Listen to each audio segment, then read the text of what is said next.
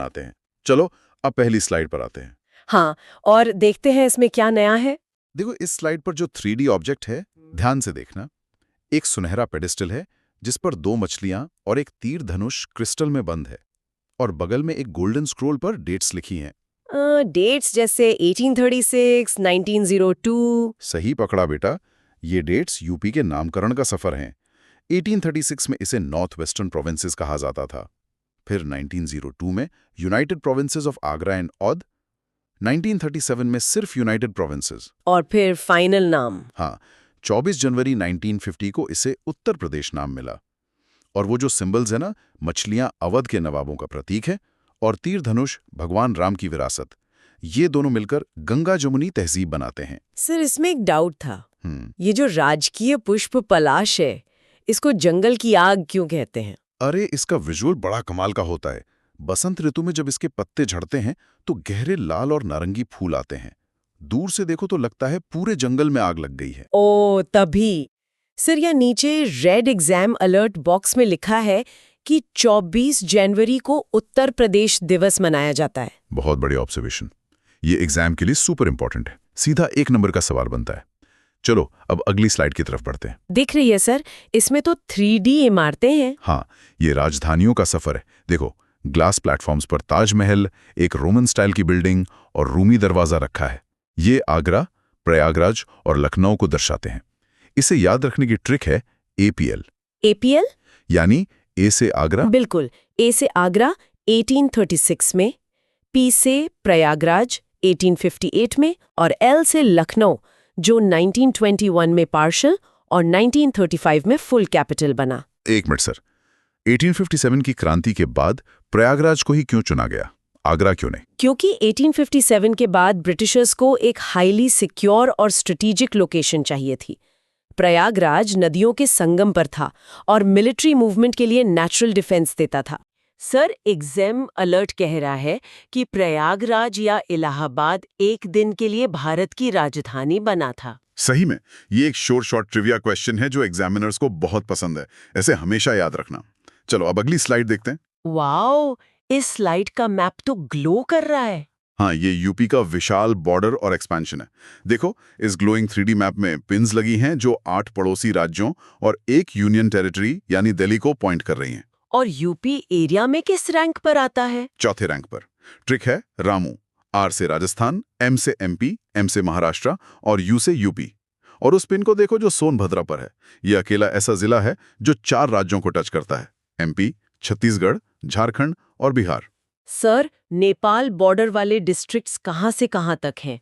ये थोड़ा कंफ्यूजिंग लगता है। कोई कंफ्यूजन नहीं, मैप पे लेफ्ट से राइट देखो। महाराजगंज से लेकर पीलीभीत तक के 7 जिले नेपाल बॉर्डर के साथ टच होते हैं। Okay, clear. Sir red exam alert box में एक इंटरेस्टिंग फैक्ट है कि यूपी का एरिया भारत का सिर्फ 7.33% है, पर पॉपुलेशन में ये नंबर 1 है। वही ना, ये एक बहुत बड़ा डेमोग्राफिक पैराडॉक्स है जिसे एग्जाम में घुमा फिरा कर पूछते हैं। जमीन कम, लोग ज्यादा। चलो अब अगली स्लाइड पर चलते हैं। इसमें मिट्टी और जमीन का क्रॉस सेक्शन दिख रहा है। हाँ, ये फिजिकल डिवीजन है। टेरेन को देखो, सबसे ऊपर रॉकी और पथरीला भाबर, फिर दलदली तराई, फिर हरे भरे मैदान और सबसे नीचे बुंदेलखंड का प्लेटो जिसकी लाल मिट्टी अलग ही दिख रही है। भाबर में नदियां पत्थरों के नीचे गायब हो जाती है ना? बिल्कुल सही। और जब वापस आती है तो तराई बनाती हैं। नमी वाली जमीन जहां गन्ना और चावल बहुत अच्छा होता है, जैसे गोरखपुर साइड। सर तराई क्षेत्र में बीमारियां क्यों ज्यादा होती हैं? क्योंकि बेटा दलदली और नमी वाली जमीन मच्छरों के ब्रीडिंग के लिए परफेक्ट होती है, इसलिए वहां वेक्टर बॉर्न डिजीजेस ज्यादा होती हैं। अब मैदान की बात करें तो वो गंगा यमुना का फर्टाइल दोआब है। सर एग्जाम अलर्ट, खादर मतलब नई उपजाऊ मिट्टी और बंगर मतलब पुरानी मिट्टी। एकदम क्लासिक ज्योग्राफी क्वेश्चन। खादर यानी न्यू फर्टाइल सॉइल और बंगर यानी ओल्ड। इसे लॉक कर लो दिमाग में। चलो अब अगली स्लाइड पर आते हैं। ये स्लाइड तो बहुत सुंदर है। नदियों का ग्लोइंग ब्लू नेटवर्क और एक 3D डैम मॉडल। ये यूपी की लाइफलाइंस है। एंट्री एग्जिट पॉइंट्स याद रखना जरूरी है। गंगा की ट्रिक है गंगा बीबी, यानी बिजनौर से एंट्री, बलिया से एग्जिट। और यमुना सहारनपुर से एंटर करती है। और प्रयागराज में दोनों मिल जाती हैं। यमुना के किनारे वाले शहरों की ट्रिक क्या थी? मैट्रिक। M से मथुरा, A से आगरा, आई से इटावा। इसके अलावा रामगंगा नदी गंगा से कन्नौज में मिलती है और बेतवा नदी पर माता टीला डैम है। सर, माता टीला बांध किस नदी पर है, ये याद रखने का कोई ट्रिक है क्या? एग्जाम में भूल जाती हूँ। बहुत आसान है। बेटा माता की सेवा करता है, बेटा से बेतवा नदी और माता से माता टीला डैम। अरे वाह, ये तो अब नहीं भूलेगा। सर, रेड एग्जाम अलर्ट है कि गोमती नदी पहाड़ से नहीं बल्कि पीलीभीत की फुलहार झील से निकलती है, मतलब मैदान से। वीआईपी पॉइंट है ये। गोमती अकेली ऐसी नदी है जो प्लेन से निकलती है, एकदम ध्यान रखना। चलो अब अगली स्लाइड देखते हैं। इसमें एक ट्यूबवेल चल रहा है और पानी दम में जा रहा है। हाँ, ये इरिगेशन और डैम्स को दर्शाता है। एक बड़ा फैक्ट ये है कि यूपी के 75% सिंचाई नलकूप यानी ट्यूबवेल्स के जरिए होती है। नहरों का क्या सीन है? सबसे लंबी नहर शारदा कनाल है और डैम्स में दो बड़े नाम हैं। रिहंद डैम जो सोनभद्र में है और दूसरा माता टीला जो हमने अभी पढ़ा। सर, रिहंद डैम के पास जो गोविंद बल्लभ पंत सागर है, वो सबसे बड़ी अकृत्रिम यानी आर्टिफिशियल झील क्यों है? क्योंकि बेटा वो नेचर ने नहीं बनाई। जब इतना बड़ा डैम बनता है तो उसके पीछे पानी रोकने से जो विशाल लेक बनती है वो मैनमेड होती है। अच्छा, समझ आ गया। एग्जाम अलर्ट में लिखा है हथनी कुंड बैराज 5 राज्यों के बीच जल बंटवारे का केंद्र है। ये नंबर्स गेम वाले सवाल बहुत आते हैं, इनको डायरेक्ट याद करना पड़ता है। 5 राज्यों का डिस्ट्रीब्यूशन। चलो अब अगली स्लाइड पर चलते हैं। ओह, एक 3D गोल्डन टाइगर खड़ा है ग्रीन प्लेटफॉर्म पर। हाँ, ये फॉरेस्ट्स और वाइल्ड लाइफ के बारे में है। यूपी में सबसे ज्यादा फॉरेस्ट कवर सोनभद्र में है, जिसे हरा सोना भी कहते हैं, और सबसे कम भदोही में। और टाइगर रिजर्व्स के बारे में क्या डिटेल्स हैं? ट्रिक सुनो, अमन ने पीली लानी को दूध पिलाया। ये कैसा सेंटेंस है? काम का सेंटेंस है। अमन से अमानगढ़, पीली से पीलीभीत, रानी से रानीपुर और दूध से दुधवा। रानीपुर 53rd और सबसे नया रिजर्व है। सर, क्या दूधवा ही एकमात्र नेशनल पार्क है यूपी में? एकदम सही। दूधवा is the only national park. Sir, red exam alert देखिए, यूपी में 10 रामसार साइट्स हैं जो तमिलनाडु के बाद दूसरे स्थान पर हैं। एनवायरमेंटल एंगल से ये पॉइंट क्रूशल है। बायोडाइवर्सिटी और वेटलैंड्स के लिए यूपी का स्कोर काफी अच्छा है। चलो अब अगली स्लाइड पर चलते हैं। इसमें तो खेती का मैप है। गेहूं, गन्ना, आलू के 3D मॉडल्स बने हैं और एक कंपास 9 जोन्स दिखा रहा है। राइट। यूपी को 9 एग्रो क्लाइमेटिक जोन्स में बांटा गया है। यूपी किस में नंबर 1 है पता है? गेहूं, गन्ना, आलू और टोटल फूड ग्रेन्स में। यूपी सच में अन्न भंडार है। और स्पेसिफिक जिलों के प्रोडक्ट्स क्या हैं? देखो, प्रतापगढ़ आंवला के लिए फेमस है, सहारनपुर संतरे और लीची के लिए, महोबा पान के लिए और बाराबंकी अफीम यानी ओपियम के लिए। सर, एक डाउट था, अफीम की खेती बाराबंकी में क्यों होती है? ये तो इल्लीगल होती है ना? इल्लीगल तब होती है जब बिना लाइसेंस के हो। वहां सरकार की निगरानी में हाईली रेगुलेटेड खेती होती है, मेनली मेडिकल और फार्मास्यूटिकल यूज के लिए। वहां का क्लाइमेट इसके लिए परफेक्ट है। ओह, तब ठीक है। एग्जाम अलर्ट, भारत के कुल पशुधन और दुग्ध उत्पादन में भी यूपी नंबर 1 है। हाँ, लाइफस्टॉक और मिल्क प्रोडक्शन नंबर 1 वाली लिस्ट में इसको भी ऐड कर लो। चलो अब अगली स्लाइड पर आते हैं। एक्सप्रेसवे स्टेट, इसमें तो सड़कों का ग्लोइंग ऑरेंज नेटवर्क है। एक प्लेन जेवर से उड़ रहा है और गोरखपुर के पास ट्रेन है। Perfect observation. यूपी अब ऑफिशियली एक्सप्रेसवे प्रदेश है। सबसे लंबा एक्सप्रेसवे गंगा एक्सप्रेसवे है, जो मेरठ से प्रयागराज तक जाता है, लगभग 594 किलोमीटर्स। और एयरपोर्ट्स? 5 इंटरनेशनल एयरपोर्ट्स हैं। जेवर जब बन जाएगा तो वो एशिया का सबसे बड़ा एयरपोर्ट होगा। रेलवे जोन्स की बात करें तो एनईआर का हेडक्वार्टर गोरखपुर में है और एनसीआर का प्रयागराज में। सर, गंगा एक्सप्रेसवे कहाँ से कहाँ तक है, फिर से बताएंगे? मेरठ से प्रयागराज तक बेटा, इसे लिख लो। लिख लिया। Sir, red exam alert, Agra Lucknow expressway पर लड़ाकू विमान उतार सकते हैं? हाँ, इसे इमरजेंसी एयर स्ट्रिप कॉन्सेप्ट कहते हैं। अगर एयरपोर्ट्स डैमेज हो जाएं, तो डिफेंस फोर्सेस एक्सप्रेसवेज को रनवे की तरह यूज कर सकती हैं। चलो अब अगली स्लाइड देखते हैं। यहाँ एक 3D कन्वेयर बेल्ट है। इस पर एक ताला, पितल का बर्तन, कार्पेट और एक लेदर शू जा रहा है। ये स्लाइड ओडीओपी यानी one district one product scheme के बारे में है, जो 2018 में आई थी। हर जिला एक पहचान, जैसे अलीगढ़ के ताले, मुरादाबाद का पितल। फिरोजाबाद की चूड़ियां भी तो फेमस है ना? बिल्कुल। उसे सुहाग नगरी कहते हैं ग्लास प्रोडक्ट्स के लिए। कानपुर लेदर और टेक्सटाइल के लिए जाना जाता है, जिसे मैनचेस्टर ऑफ नॉर्थ भी कहते हैं। और नोएडा इलेक्ट्रॉनिक्स का हब है। सर, कानपुर को नॉर्थ इंडिया का मैनचेस्टर क्यों कहते हैं? क्योंकि ब्रिटिश टाइम से ही वहां मैसिव टेक्सटाइल मिल्स और लेदर इंडस्ट्रीज लगाई गई थी, बिल्कुल इंग्लैंड के मैनचेस्टर शहर की तरह। समझ गए। एग्जाम अलर्ट बॉक्स कह रहा है कृत्रिम अंग निर्माण निगम यानी ALIMCO कानपुर में स्थित है। Very good, direct one liner MCQ बनता है इससे।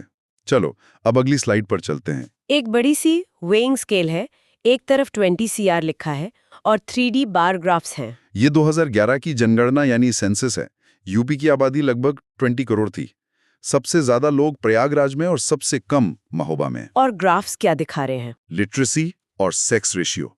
सबसे ज्यादा पढ़े लिखे लोग गौतम बुद्ध नगर में हैं, पर सेक्स रेशियो सबसे अच्छा जौनपुर में है, 1024 फीमेल्स पर 1000 मेल्स।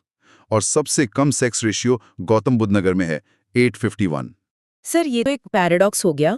गौतम बुद्ध नगर पढ़ाई में नंबर 1 है, पर वहाँ का सेक्स रेशियो सबसे कम क्यों है? क्योंकि वहां मैसिव माइग्रेशन होता है बेटा। पूरे देश से पुरुष काम की तलाश में नोएडा आते हैं, बिना फैमिली के, जिस वजह से मेल पॉपुलेशन आर्टिफिशियली बहुत ज्यादा दिखती है। Make sense. Sir, exam alert. यदि यूपी एक देश होता तो जनसंख्या में दुनिया का 5वां सबसे बड़ा देश होता। ये स्केल समझना जरूरी है। ब्राजील के बराबर आबादी है लगभग। चलो अब अगली स्लाइड देखते हैं। इसमें एक ट्राइबल हट है, बाहर एक दिया जल रहा है और मैप पे पिन सोनभद्रा पर है। ये ट्राइब्स यानी जनजातियों की बात हो रही है। यूपी का मेन ट्राइबल सेंटर सोनभद्र ही है। तराई क्षेत्र में थारू जनजाति मिलती है, जो किरात वंश से हैं। इनका सबसे फेमस फैक्ट है कि ये दिवाली को शोक के रूप में मनाते हैं, अपने पूर्वजों को याद करके। और बाकी ट्राइब्स? बिजनौर में बुक्सा जनजाति है और सोनभद्र में खारवार जनजाति है, जो अपने कर्मा डांस के लिए बहुत मशहूर है। सर, खारवार जनजाति के कर्मा नृत्य का क्या मतलब है? इसका आसान सा फिलॉसफी है, कर्म करो तो सोना मिलेगा। ये उनकी मेहनत और प्रकृति के प्रति सम्मान दिखाता है। So deep. Sir, red exam alert. Jalaun और अयोध्या में कोई जनजाति नहीं पाई जाती। एग्जामिनर का फेवरेट क्वेश्चन। एक्सेप्शन हमेशा पूछा जाता है, जहां डेटा 0 होता है। इसे स्टार मार्क कर लेना। चलो अब अगली स्लाइड पर आते हैं। वाओ, यहाँ फ्लोटिंग 3D क्लासिकल इंस्ट्रूमेंट्स हैं। सितार, तबला, घुंघरू एक ग्लास स्टेज पर रखे हैं। यूपी का एकमात्र क्लासिकल डांस कथक है, जो लखनऊ और बनारस घरानों से आता है। प्रयागराज का कुंभ मेला हर 12 साल में लगता है, जिसे यूनेस्को ने भी रिकॉग्नाइज किया है। और वो ऊंटों वाला मेला कौन सा है? वो बातेश्वर मेला है, जो आगरा में लगता है। फोक सॉन्ग्स की बात करें तो मिर्जापुर का काजरी, पूर्वांचल का बिरहा और बुंदेलखंड का आला बहुत पॉपुलर है। सर, आला गाने किस मौके पर गाए जाते हैं? आला शौर्य और वीरता के गीत होते हैं बेटा। जब लोगों में जोश भरना हो या किसी युद्ध की कहानी सुनानी हो, तब आला गाया जाता है। ऐसे सॉन्ग्स तो सच में गूज़बम्प्स देते होंगे। Exam alert box. अमीर खुसरो कासगंज यानी पटियाली से थे। उन्हें तबला और सितार का जनक माना जाता है। एकदम राइट। इंडियन म्यूजिक और हिस्ट्री में इनका बहुत बड़ा नाम है। चलो अब अगली स्लाइड पर चलते हैं। ये विजुअल काफी पावरफुल है। एक फ्लेमिंग टॉर्च, एंटीक राइफल और एक गोल्डन चेयर जिस पर 80 लिखा है। ये इतिहास और राजनीति की कहानी है। 1857 की क्रांति 10 मई को मीरठ से शुरू हुई। झांसी में रानी लक्ष्मीबाई और कानपुर में नाना साहब ने कमान संभाली थी। और एजुकेशन में क्या हिस्ट्री है? इलाहाबाद यूनिवर्सिटी, जो 1887 में बनी, उसे ऑक्सफोर्ड ऑफ द ईस्ट कहा जाता है। राजनीति में आओ तो यूपी का अलग ही रुतबा है। लोकसभा में 80 सीट्स, राज्यसभा में 31 और विधानसभा में 403। सर, लोकसभा में यूपी की सीट्स याद रखने का बेस्ट तरीका क्या है? वही विजुअल ट्रिक बेटा। काशी के 80 घाट मतलब लोकसभा की 80 सीट्स। सिंपल। बढ़िया है। Sir, red exam alert. Bharat की पहली महिला मुख्यमंत्री सुचेता कृपलानी यूपी से थी। ये तो एवरग्रीन जी के क्वेश्चन है, हर एग्जाम में घूम के आ जाता है। चलो अब आखिरी स्लाइड पर चलते हैं। ओके, आखिरी स्लाइड। यहाँ आईपैड पर यूपी का मैप है, साथ में एक लाल LPG सिलेंडर, ग्रेजुएशन कैप और बड़े नंबर्स में 75 और 18 लिखा है। ये यूपी का एडमिनिस्ट्रेशन और स्कीम्स हैं। टोटल 75 जिला हैं और 18 डिविजन्स हैं। अलीगढ़ सबसे नया डिवीजन है। नगर निगम 17 हैं, जिसमें शाहजहांपुर न्यूएस्ट है। और स्कीम्स के बारे में? स्टूडेंट्स को फ्री कोचिंग के लिए अभ्युदय योजना, बेटियों के लिए कन्या सुमंगला, जिसमें 25,000 रुपए 6 इंस्टॉलमेंट्स में मिलते हैं, और उज्ज्वला योजना जो 2016 में बलिया से शुरू हुई थी, मुफ्त एलपीजी गैस के लिए। सर, उज्ज्वला योजना बलिया से ही क्यों शुरू की गई थी? क्योंकि बलिया और उसके रूरल बेल्ट में महिलाओं को लकड़ी जलाकर खाना बनाना पड़ता था, जिससे उनकी हेल्थ खराब हो रही थी। तो इस बैकवर्ड एरिया से स्कीम शुरू करना एक बड़ा सिंबॉलिक मैसेज था। समझ गई। और सर, ये फाइनल अलर्ट भी देख लीजिए, exam alert. UP Vidhan Parishad में 100 सीट्स हैं। यूपी वाले 100% राजनीति करते हैं। हाँ, ये सबसे बेस्ट निमोनिक का याद रखने के लिए। हाँ। 100% राजनीति मतलब विधान परिषद की 100 सीट्स। सच में, इस 3D जर्नी से पूरा यूपी डिकोडेड हो गया। पहले इतना डर लगता था डेटा देख के, अब सब एक कहानी जैसा लग रहा है।